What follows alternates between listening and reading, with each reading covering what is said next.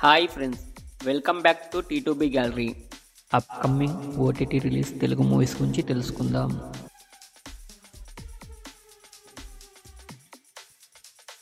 యుగానికొక్కడు మార్చి 14న ఈ movie release అవుతుంది.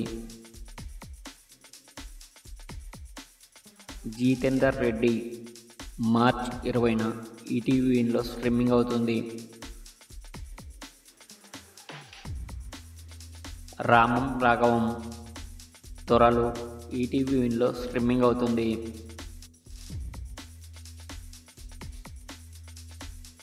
పరాక్రమం మార్చి 13న ఈటీవీలో స్ట్రీమింగ్ అవుతుంది.